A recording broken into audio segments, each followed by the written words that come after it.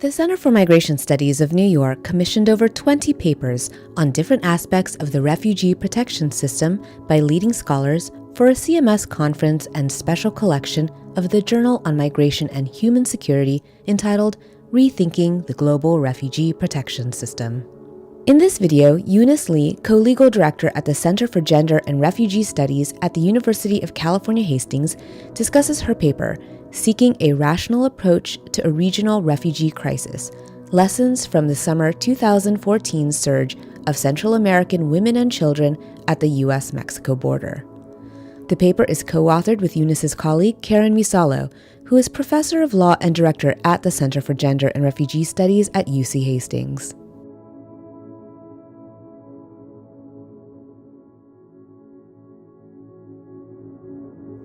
So I authored a paper together with the center director, Karen Misalo, looking at the influx of Central American women and children seeking asylum at the U.S.-Mexico border, starting in 2014 and continuing to the present day.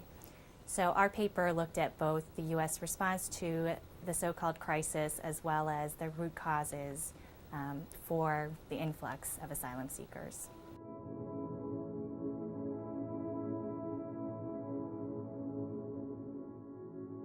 So the way we framed our paper was to look at two competing narratives that explained or that sought to explain the crisis or the influx. The first one really looked at the pull factors or U.S. policies and practices that acted as a supposed magnet to draw people from Central America to our borders.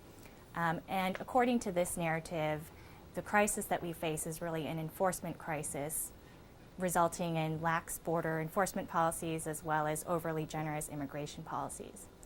On the other hand, we also looked at the push factor narrative, which looked at the reasons and the country conditions that led people to flee their countries in the first place. And this leads to a very different perception of the crisis as a humanitarian one focused around the international protection needs of people from Central America. So in our paper, we adopt the latter perspective, that the crisis is a humanitarian and a refugee crisis, but also look to the pull factor narrative and the deterrence-based policies that resulted from it to examine the implications, both policy as well as legal, of the influx of asylum seekers and of the U.S. response to it.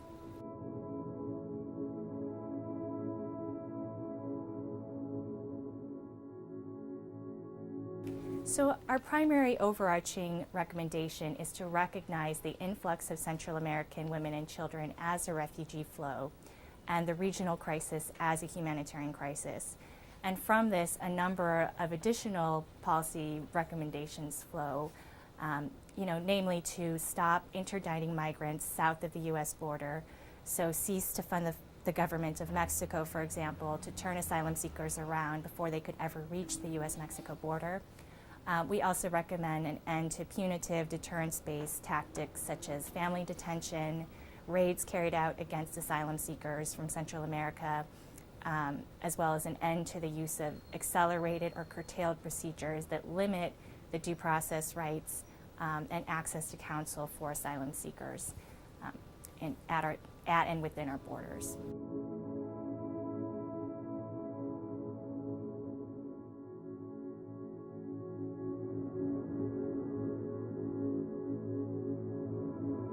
So immediately at the height of the crisis, or at its inception, the Obama administration immediately adopted this pull factor narrative, sending multiple messages. High-level policy officials said things like, we will send back Central American women and children who are coming here.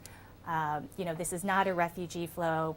People fleeing gang violence do not qualify as refugees. Other statements along those lines that really highlight the administration's view that these were not bona fide asylum seekers coming to our borders. And family detention was one of the first, immediate and most visible reactions to this crisis. The administration increased the flow or increased the capacity of family detention from several dozen detention beds at the start of 2014 to over 3,500 detention beds for families today. In addition to that, I think I briefly mentioned the raids carried out against asylum seekers children and women from Central America, which took place in January 2016, continuing through the present day, and a number of other very harsh tactics, such as increased deportation mechanisms carried out.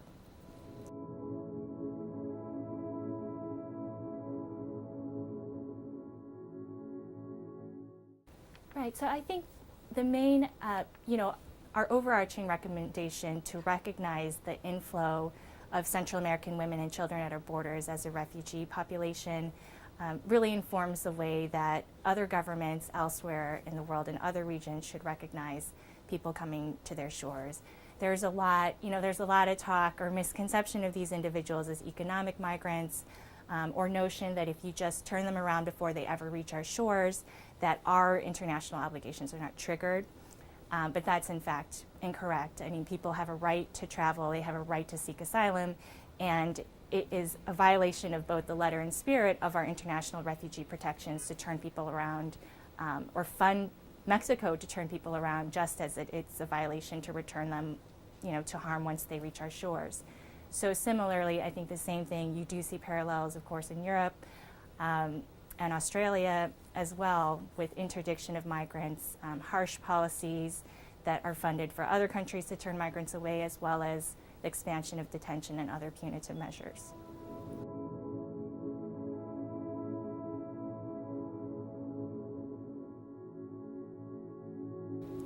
I think that there is a misconception and a lot of rhetoric around the casting of refugees and asylum seekers as quote-unquote illegal migrants, who are breaking the law by coming to our borders without quote authorization.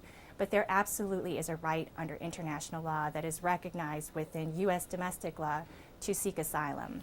And that's a fundamental right, what the framework of refugee protection is built around, is this fundamental right to seek protection when your own life is threatened in your home country. So I think reconceptualizing this flow as a refugee flow and moving away from the narrative of unauthorized migration or illegal migration would be an important place to start.